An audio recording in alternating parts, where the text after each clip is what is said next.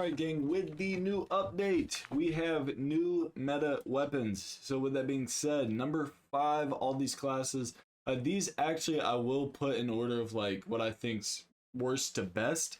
Some of these guns will be vice versa. A lot of these classes are made just for compatibility. But with the TTK increase, we're looking for damage on our classes. Fire rate damage, a little bit of mobility, but mobility just needs to be buffed. So regardless, starting at number 5, we get the ISO Hemlock. This is the meta build for the ISO. Everybody knows this build.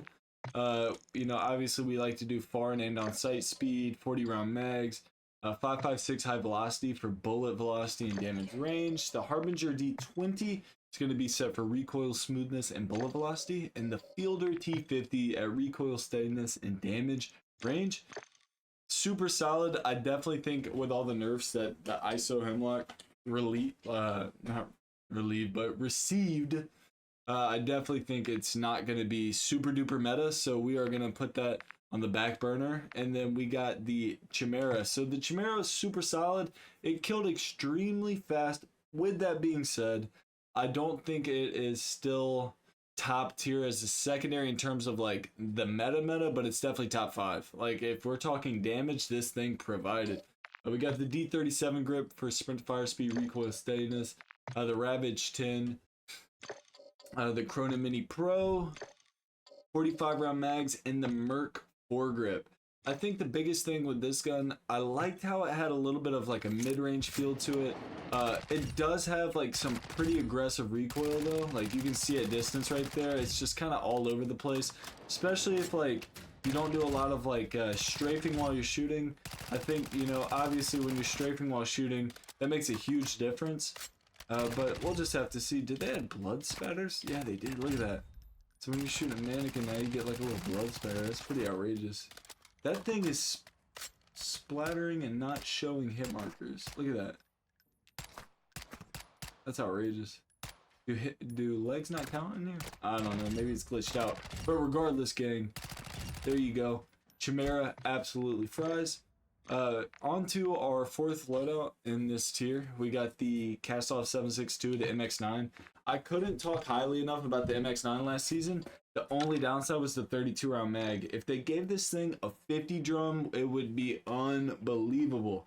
TTK is extremely fast. We got the Bruin Q900 grip for aimed on sight speeds from fire speed. Untuned 1 milliwatt quick fire laser, which I know a lot of people are running this VOK, which you really could. This one just gives you the aimed on sight speed. You get the visual laser with this one. You get a little bit of handling, but you don't really get any more mobility. You get faster sprint to fire speed, but it's already so fast. I really have just been running the 1MW, but we could change it up this season. Probably go with the VOK laser 7 milliwatt. We got this 16.5 inch Bruin S9 barrel. There are the tunes for that, and then the X10 RR40 muzzle. Super solid build. Again, this is one of those classes. Great mobility, but that TTK, man. I mean, look at that.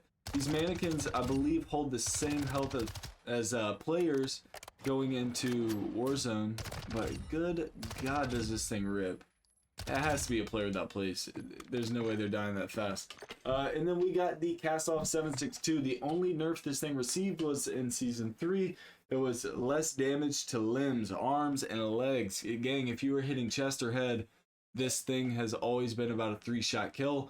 Unbelievable. I'm telling you, this is going to be the gun to break out this season. As of for right now, until that happens, I'm putting it at number 4. We got the 40 round mag, the AMO PV4 optic, which is set to far and aimed on sight, the FTAC Ripper 56, the CAS 10 barrel. We got the Polar Fire S muzzle. Super solid at range, has a little bit of bounce. This thing is what everyone was calling the AMAX.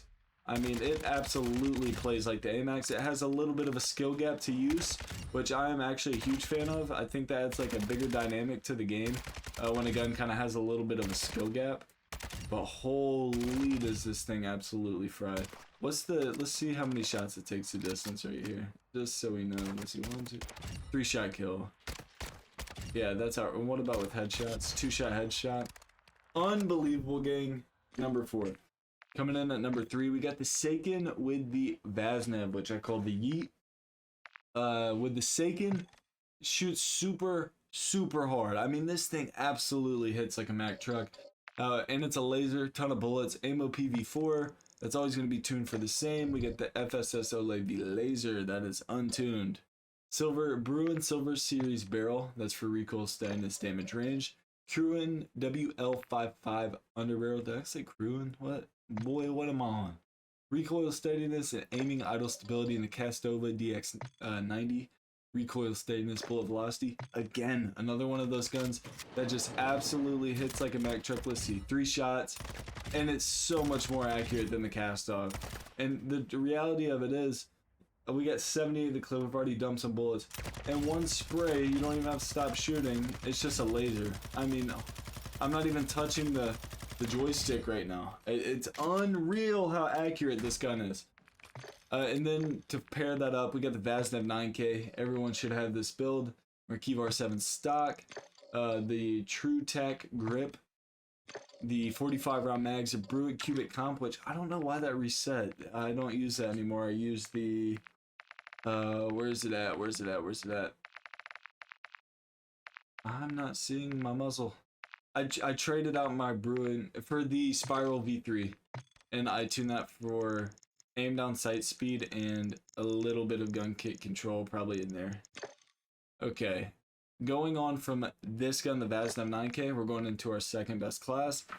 I call this gun the Grau 5.56. This is the Lockman 5.56. Unreal how much it plays like the Grau. Extremely accurate. It is doing work. Matched with the Boss P, a sleeper gun this season. I'm telling you, Boss P is going to be on top.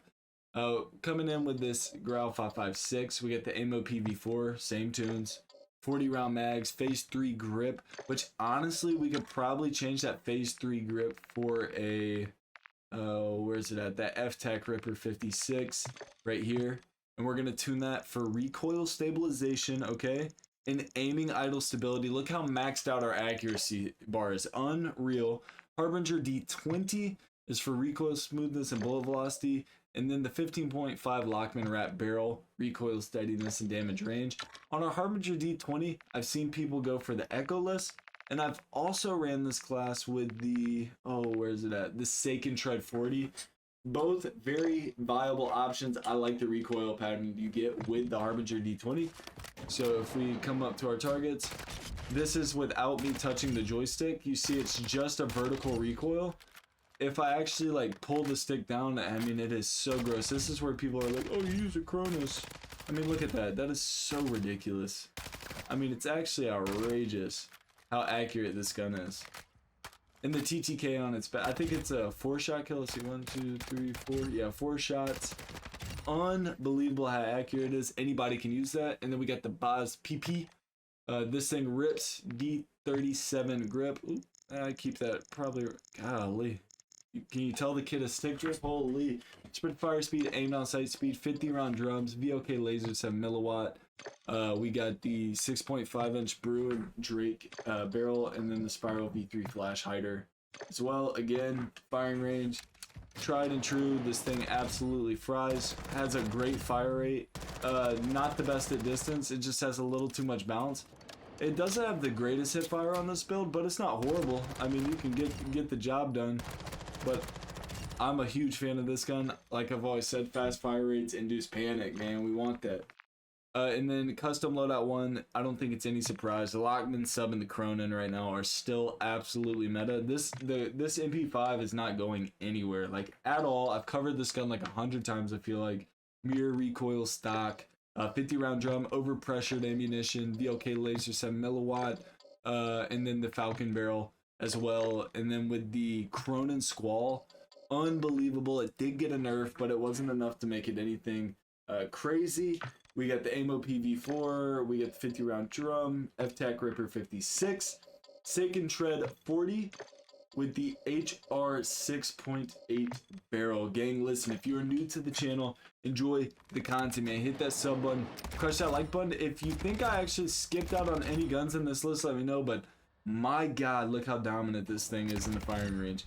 It is unbelievable how fast and how accurate this gun is. It will absolutely be nerfed before we know it. I don't know if they'll do like a mid-week update like they did back in Warzone 1.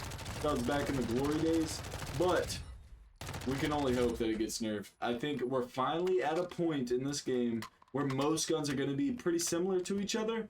So we're kind of out of breakout meta territory. But that's outrageous, gang. I will catch y'all tomorrow for another banger. Let's get it.